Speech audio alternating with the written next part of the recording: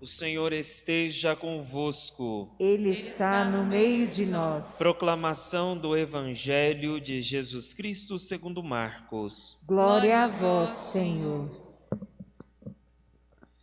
Naquele tempo, Jesus tomou consigo Pedro, Tiago e João e os levou sozinhos a um lugar à parte, sobre uma alta montanha, e transfigurou-se diante deles.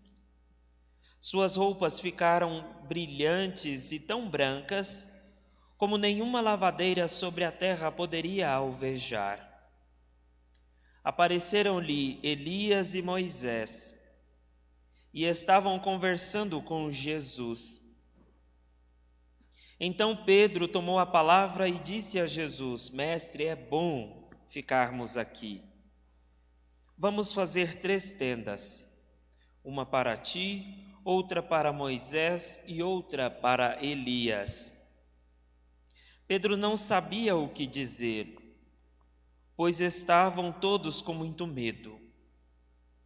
Então desceu uma nuvem e os encobriu com sua sombra. E da nuvem saiu uma voz: Este é o meu filho amado, escutai o que ele diz. E de repente, olhando em volta, não viram mais ninguém, a não ser somente Jesus com eles.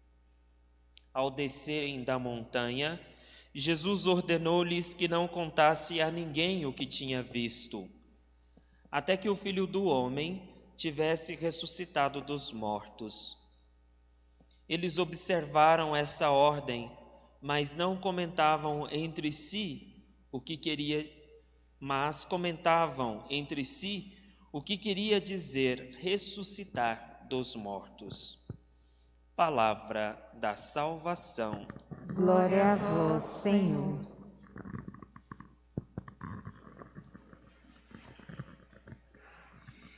Caríssimos irmãos e irmãs aqui presentes na nossa comunidade e a você que nos acompanha por nossa rede social, que o Senhor vos dê a sua paz.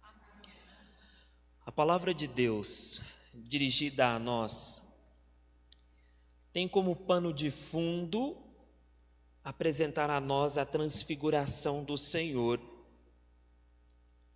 O que quer dizer a transfiguração? É chamar a nossa atenção para que ainda não estamos concebendo e nem compreendendo quem é o Senhor na nossa vida. Então é preciso que este Senhor se transfigure para que nós o conheçamos. E quando nós estamos sentindo falta desta referência de Deus na nossa vida,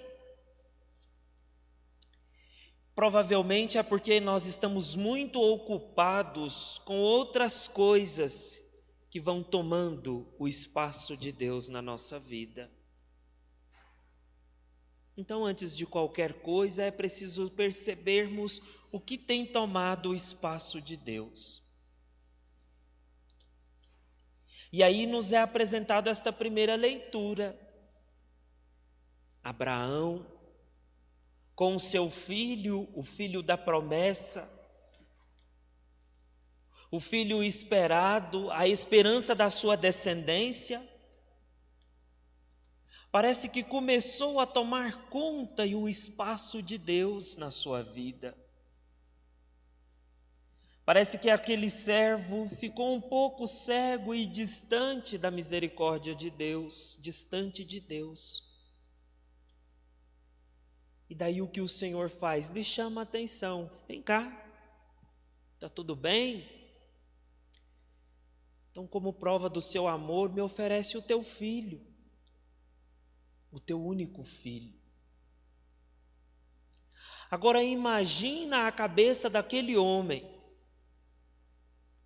A angústia, a única esperança que tinha de uma descendência lhe é pedido para oferecer em sacrifício. E aí é preciso que nós comecemos a prestar atenção o que tem sido mais precioso na nossa vida, o que tem tirado o espaço de Deus. E aí, quando nós ouvimos que aquele era o seu o filho único e mais precioso neste mundo, a palavra então já diz para nós aonde ele é precioso, neste mundo. Claro que nenhum de nós vai sacrificar o seu filho, que não é isso que o Senhor nos pede. E também, se fizéssemos isso no dia de hoje, sabemos qual seria a consequência. Mas quando nós ouvimos este exemplo, é o Senhor nos chamando a atenção que muitas vezes nós temos outras atitudes, muitas vezes não são só os nossos filhos, mas as coisas que nós colocamos primeiro e devotamos tão grande amor a elas.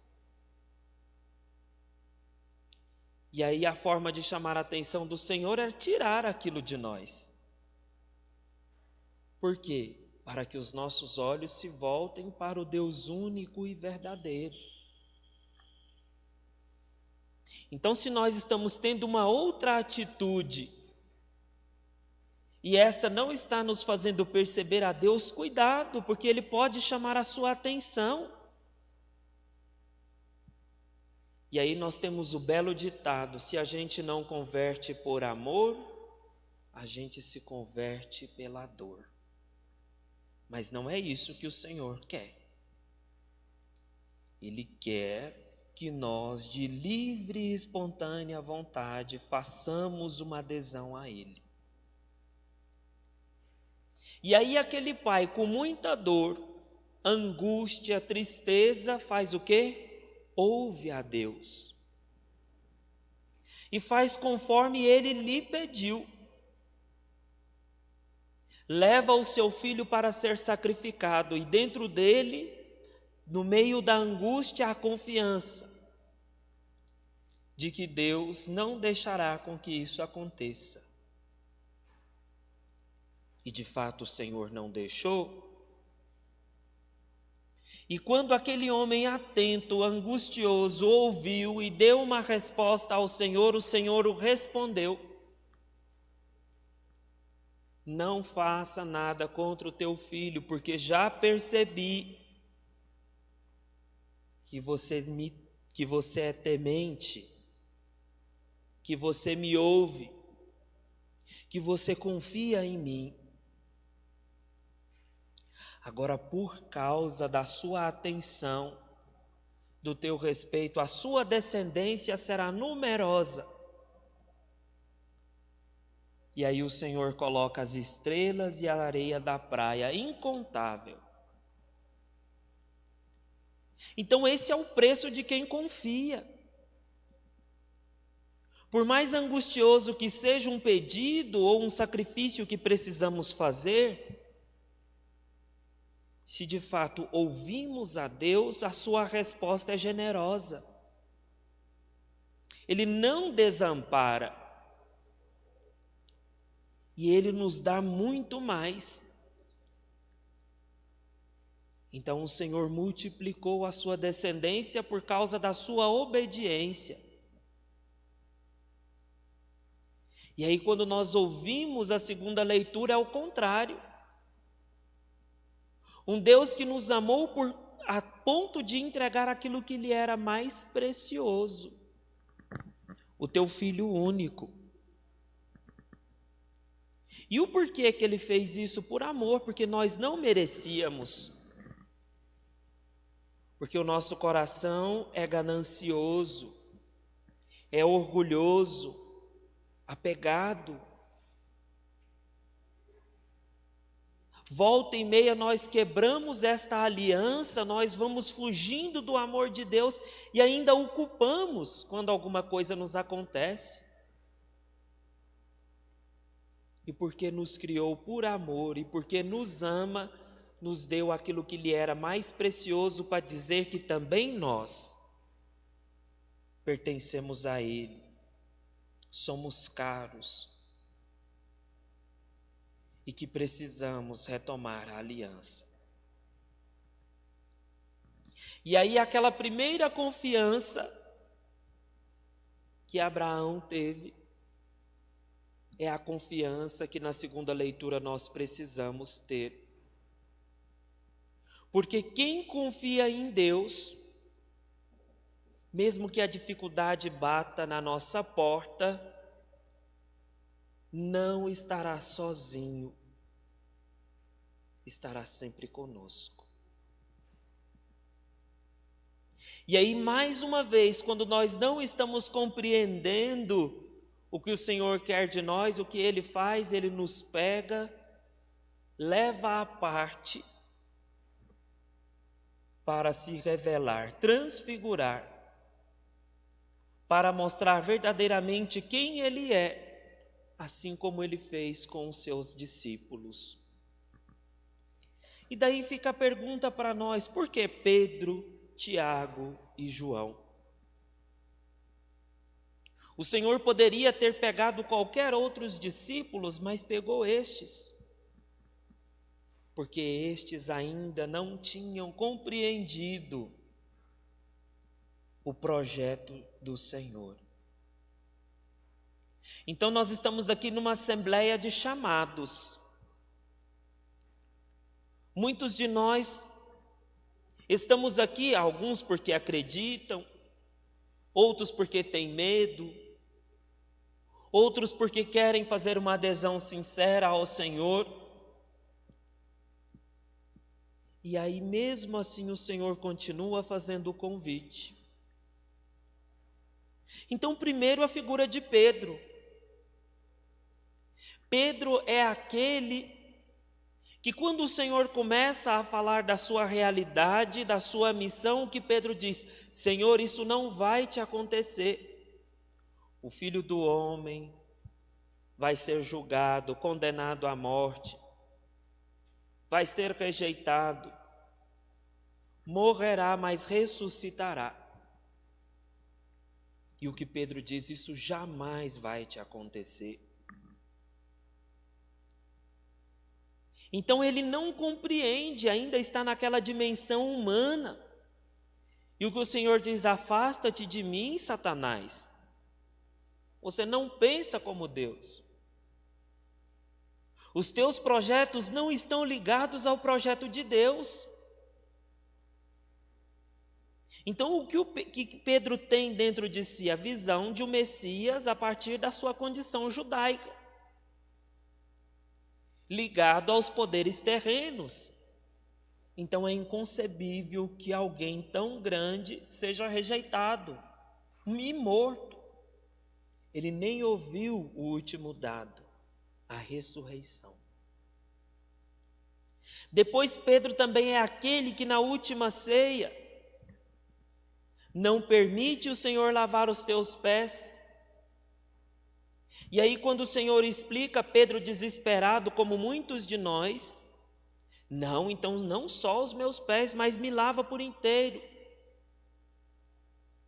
Isso podemos dizer que é uma falsa piedade que muitos nós carregamos.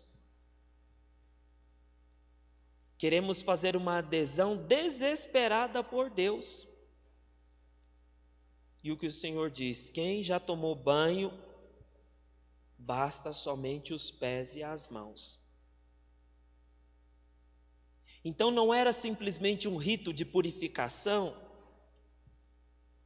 mas era uma chamada de atenção para a missão, para o serviço que todos nós devemos assumir. E quando não compreendemos, nós temos atitudes desesperadas, fanáticas, em se tratando de Deus e da religião, e nunca nos comprometemos. Os primeiros fanáticos são os primeiros a abandonar. Deixa vir a aprovação na porta, que aí quando Deus não te dá a resposta, o que Ele faz? Vai atrás de outros lugares, porque precisa sanar a sua fome desesperada, fazendo voltar o primeiro vômito da origem. E Pedro é aquele que renega. Quando interpelado: eu não conheço este homem. Então tinha essa dificuldade de compreender quem era o Senhor. E depois os dois irmãos, que também não haviam compreendido a dimensão do seguimento, fizeram uma adesão a Jesus Cristo porque por status. E aí queriam um lugar de destaque. O que faz? Leva a mamãe. A mãe super protetora e querendo ver os filhos bem. Olha, você vai colocar um filho meu à tua direita e outro à tua esquerda. Quando nós, super protetores, não compreendemos a dimensão da realidade da vida. Queremos nossos filhos que sejam o primeiro, subornando, não ensinando que eles enfrentem a vida, não mostrando para eles a realidade da vida. Seguir aquele homem é dar a própria vida. E daí o que Jesus diz? Eles podem beber o mesmo cálice que eu vou beber? A mãe nem sabe, claro que vai beber. E o que nos diz a palavra, de fato beberam, deram a própria vida. Então, quando o Senhor leva esses discípulos, Ele está levando a todos nós que não compreendemos a dimensão do seguimento.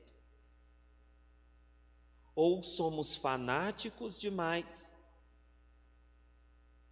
ou ainda estamos seguindo Jesus porque queremos um benefício muito próprio. E aí o que a Quaresma quer fazer conosco? Nos colocar dentro do deserto da nossa aridez, para que lá naquele deserto pratiquemos a intimidade, que é a oração, o jejum, conhecimento de nós mesmos, e a caridade, para termos os olhos de Cristo e enxergar a necessidade de quem precisa. Então, quem somos nós? Quais são as atitudes que nós temos diante desta religião a que fomos chamados? E se estamos precisando que o Senhor se transfigure e Ele transfigurando, também nós sejamos transfigurados, para percebermos quem Ele é e que lugar Ele ocupa na nossa vida. E assim, quando nós o descobrimos, façamos aquilo que o Senhor pediu. Este é o meu filho amado. Escutai o que ele diz. Que os nossos olhos e os nossos ouvidos se abram para escutarmos verdadeiramente ao Senhor. Em nome do Pai, do Filho e do Espírito Santo.